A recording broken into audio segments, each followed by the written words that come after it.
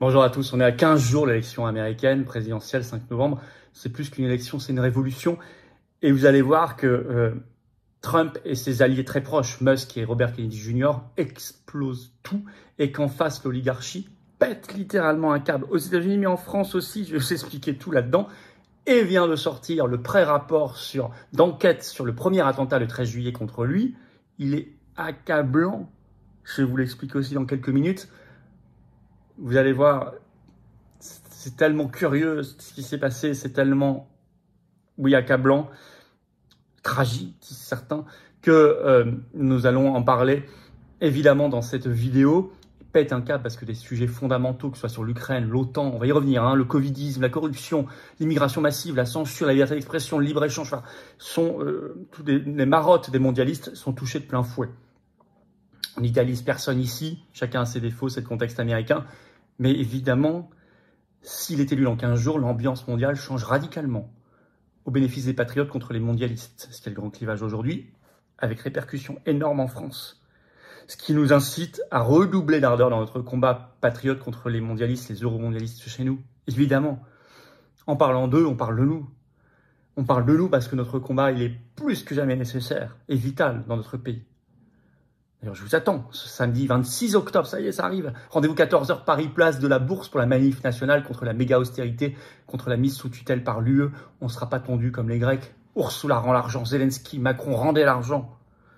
C'est tout ça qu'on va dire très, très haut, très fort. Venez avec des drapeaux français, venez accompagner. Venez très nombreux, il y aura une marée humaine. Des intervenants de très grande qualité. Je vous attends très très nombreux, ça vous verra tous, bien sûr, c'est une manif, hein, parfaitement sécurisée, vous savez, chez nous. Et puis, il y en a qui m'ont demandé, c'est pas le sujet du jour, mais je le dis, elle est en lien sous la vidéo en description. Dès maintenant, une pétition nationale contre la taxe sur les chiens et les chats, ils en parlent de plus en plus. La discussion sur le budget a commencé au Parlement, c'est le moment. On l'a lancé hier soir, elle flambe tout de suite parce que les gens sont inquiets. C'est une honte contre la cause animale et contre les maîtres. Vous pouvez la signer, la relayer, elle est en lien sous la vidéo en description dès maintenant. Et puis l'hommage au général de Gaulle, je pensais à vous inscrire, il y a un autre lien sous la vidéo en description, c'est inscription obligatoire samedi 9 novembre à Colombey-les-Deux-Églises. J'y serai bien sûr, on rend hommage au général de Gaulle. Inscrivez-vous si ça vous intéresse. C'est ouvert à tous aussi, adhérents comme non-adhérents. Évidemment, merci de partager cette vidéo. Pour ça, de vous abonner ou réabonner à cette chaîne YouTube par un petit clic gratuit. Plus vous êtes abonné à la chaîne, plus vous aidez à lutter contre l'invisibilisation en cours, contre pas mal de chaînes YouTube qui dérangent, dont la nôtre.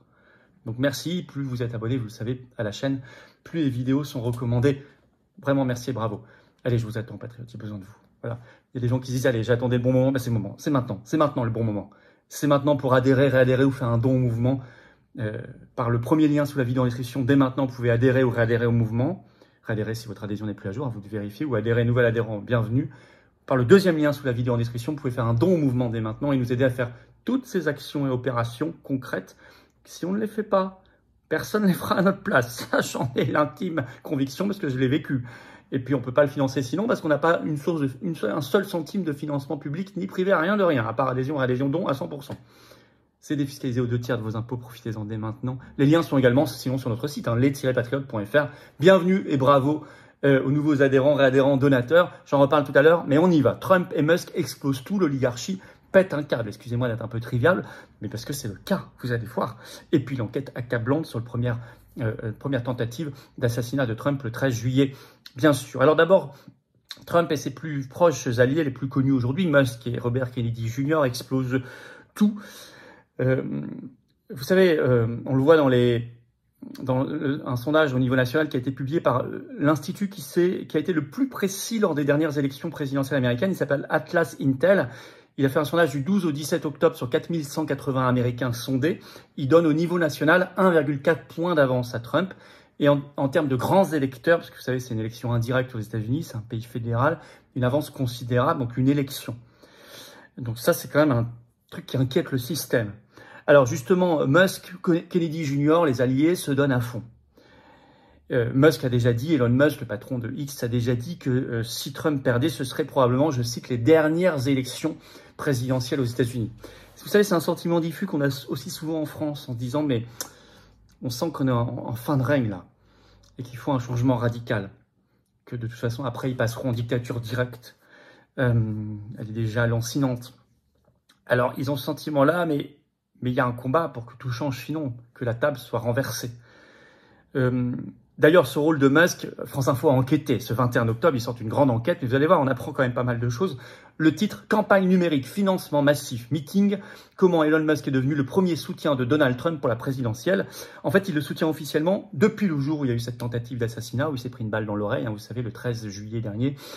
À ce moment-là, Musk a écrit sur son compte X, « Je soutiens pleinement le président Donald Trump ».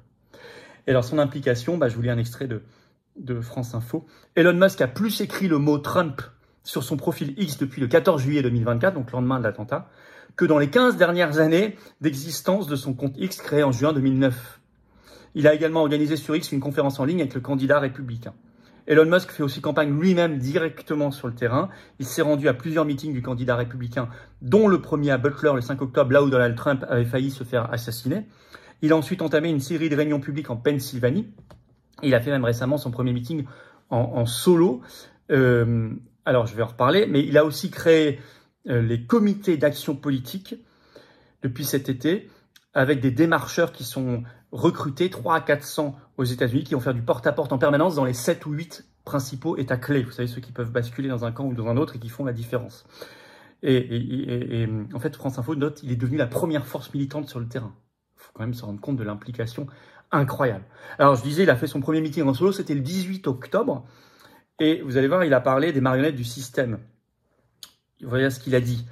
Ils ont juste remplacé la marionnette Biden par la marionnette Kamala Harris. Et on le voit, quand le prompteur ne fonctionne plus, la marionnette arrête de parler et se met à tourner sur elle-même. Bon, il y avait un côté drôlatique en plus dans son meeting, mais c'est vrai que parler des marionnettes, c'est parler des marionnettistes. Et c'est parler de l'oligarchie mondialiste. Et ça, vous comprenez bien que ça dérange. D'autant qu'il ne parle pas que de ça. Aux grandes dames de nos fact-checkers bien français qui s'intéressent à la campagne américaine, mais qui sont prompts à détecter tous les soi-disant fake news des Américains, eh bien, il a parlé de la fraude électorale. En disant, je cite Elon Musk, vous le trouverez, tous ses discours sur YouTube et autres, il se passe quelque chose qui, statistiquement, est incroyablement improbable. Il a reparlé du système de machines Dominion à Philadelphie, par exemple. Ce qui fait que un des vérificateurs de faits, Tristan Mendes France, a évoqué le 18 octobre sur son compte X, je cite, un délire conspi. Bon. Et puis à côté de ça, vous avez Robert Kennedy Jr., qui depuis le mois d'août a rejoint officiellement Trump et qui vient de lancer le mouvement, vous savez, Trump a lancé le mouvement MAGA, Make America Great Again, rendre à l'Amérique sa grandeur. Lui, il a créé le mouvement MAHA, Make America Healthy Again, rendre sa santé aux Américains, leur santé aux Américains, sa santé à l'Amérique. Santé au sens de santé publique. C'est son combat, notamment un de ses grands combats contre Big Pharma. Ça aussi, ça dérange terriblement l'oligarchie mondialiste, avec des priorités simples, mais qui tranchent, qu'il a exposées en un tweet sur son compte X ce 19 octobre. Je cite Robert Kennedy Jr. Ensemble, nous allons sécuriser nos frontières, arrêter pour toujours les guerres, mettre dehors la corruption gouvernementale, restaurer la liberté d'expression et rendre à l'Amérique sa santé publique, MAHA. Donc ce sont toutes ces priorités-là, vous pouvez les reprendre une par une, elles sont extrêmement dérangeantes pour le mondialisme. Alors face à ça, et ça c'est vraiment l'incroyable nouveauté de ces dernières heures, ces derniers jours, le système perd littéralement la tête, la boule. Il pète un câble, il devient littéralement fou. On ressort alors l'histoire d'une ingérence russe, ça y est. Vous allez voir, il y a une campagne mondiale avec dans tous les pays, y compris en France, d'un coup des reportages là-dessus, Trump acheté par les Russes, c'est partout. Alors qu'ils avaient fait le coup déjà en 2016, et pourtant le rapport du procureur spécial Mueller, publié le 18 avril 2019, avait mis à terre ces accusations sur l'ingérence russe en 2016 pour faire élire Trump. Mais je rappelle que les Russes sont responsables aussi en France des punaises de lit, ils ont quand même dit ça. Ils sont responsables des gilets jaunes sur nous, des manifs anti-pass, de nos manifs anti-pass, ils sont responsables du Brexit, etc. Donc bon, ils sont très forts les Russes. Et là, pourtant le rapport Mueller en 2019 avait dit tout ça, c'est n'importe quoi. Eh bien, ça ne les empêche pas de ressortir, de tenter de ressortir cette histoire. Vous avez une campagne mondiale. Alors, en France, par exemple, vous avez un film, un documentaire qui passe sur France 5, qui est passé sur France 5 ce 20 octobre, qui s'appelle Opération Trump.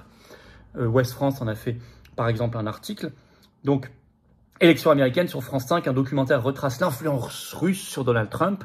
Au travers du témoignage de chefs du KGB, du FBI et de la CIA, le documentaire Opération Trump, diffusé ce dimanche soir, donc 20 octobre sur France 5, met en parallèle le parcours de Donald Trump et l'évolution de la droite américaine face au Kremlin, le grand méchant russe. Parce qu'il y a des grandes craintes de l'oligarchie sur sa position sur l'Ukraine et l'OTAN.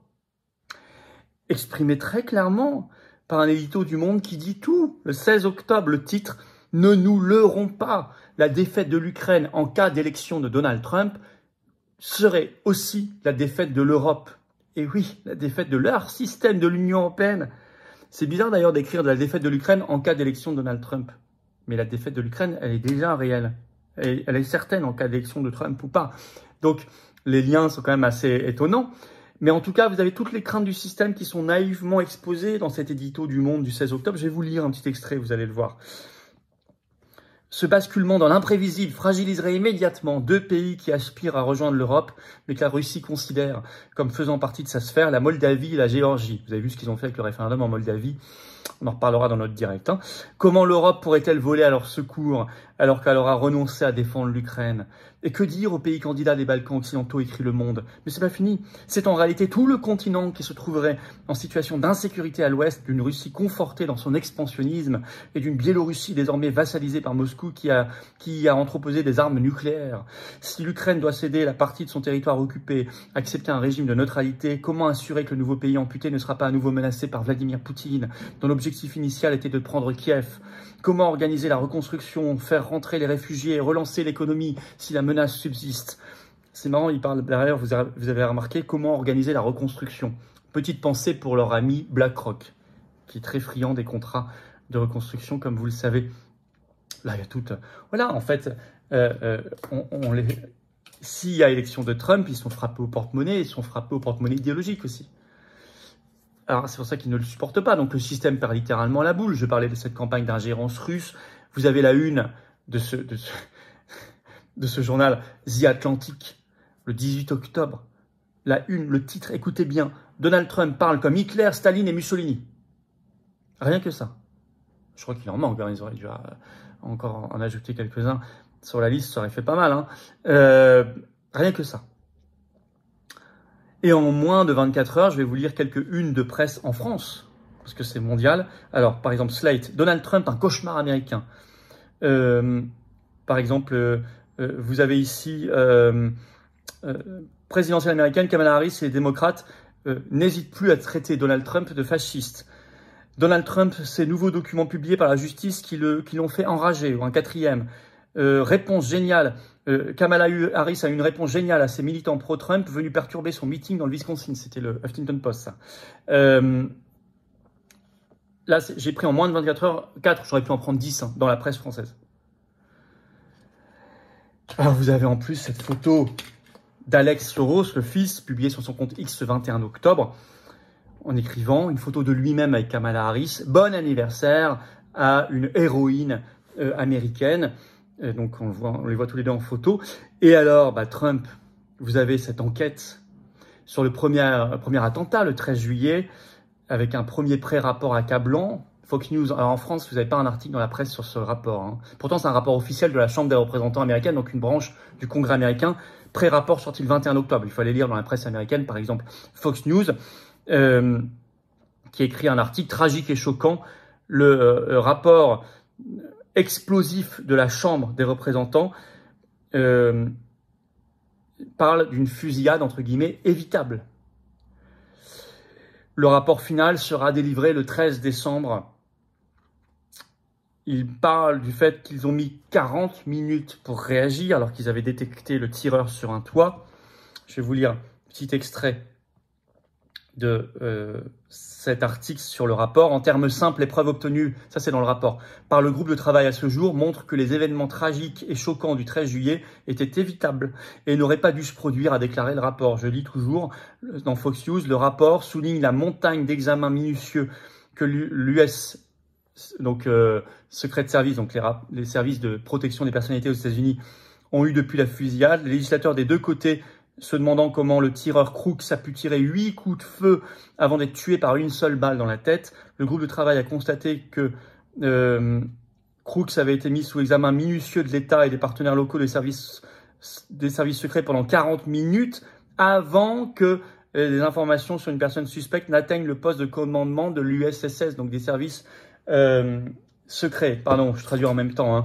Mais pour reformuler, ils ont mis 40 minutes entre le moment où ils l'ont mis sous surveillance, ils l'ont détecté ça, pour que ça monte jusqu'en haut et que les services en charge d'intervenir interviennent et le neutralisent. Mais il avait déjà tiré 8 coups de feu. Il n'y a rien qui va dans cette affaire. Ils annoncent aussi un nouveau rapport sur la deuxième tentative d'attentat qui a eu lieu le 15 septembre. Bon. Et puis il y aura le rapport final le 13 décembre, on en reparlera. Mais tout ça, sans mauvais. Alors y a-t-il une nouvelle tentative possible d'ici les 15 jours, enfin pendant 15 jours d'ici l'élection? C'est possible. Vu la folie actuelle du système, c'est à suivre. Tous les sujets dérangent.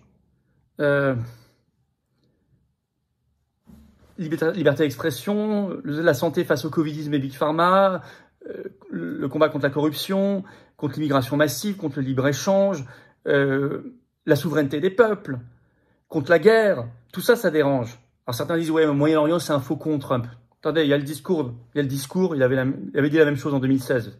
Parce qu'aux États-Unis, dans le débat électoral, il n'y a pas de vrai débat là-dessus. Mais attention, dans les faits, je rappelle toujours, début 2019, Trump a viré, il était président américain, il a viré John Bolton, son conseiller à la sécurité nationale, qui lui demandait, qui lui conseillait de faire une guerre contre la Corée du Nord et l'Iran, de déstabiliser le Moyen-Orient. Il l'a viré, il n'a pas fait la guerre. Et remarquez que les faucons soutiennent tous Kamala Harris. C'est un signe. Et tous les sujets que j'ai cités. Alors, vous savez, s'il est élu, c'est pour ça que le système enrage en ce moment, il devient fou en France, comme là-bas, comme je l'ai signalé et montré. Ça change l'ambiance pour nous. Mais il faut nous battre ici, qu'il soit élu ou pas, bien sûr, mais il faut nous battre. Il faut qu'on se batte, parce que l'ambiance, elle est en train d'être... Elle est bouillonnante, là. Elle est en ébullition, et c'est très bien. Il faut nous battre contre les forces du mondialisme et de l'euromondialisme en France. Et c'est pour ça que je vous demande de le faire à nos côtés, dans le premier mouvement souverainiste et de résistance de France que j'ai l'honneur de présider, qui s'appelle les Patriotes. Alors venez déjà, si vous le pouvez, à la manif nationale du samedi 26 octobre, à Paris, rendez-vous 14h, place de la Bourse, les filets nationales, venez très nombreux et faites venir. Organisez-vous en covoiturage. Il y a un groupe Facebook en première page, vous cliquez sur le lien, sur le site les-patriotes.fr si vous voulez vous organiser pour le covoiturage. Et puis évidemment...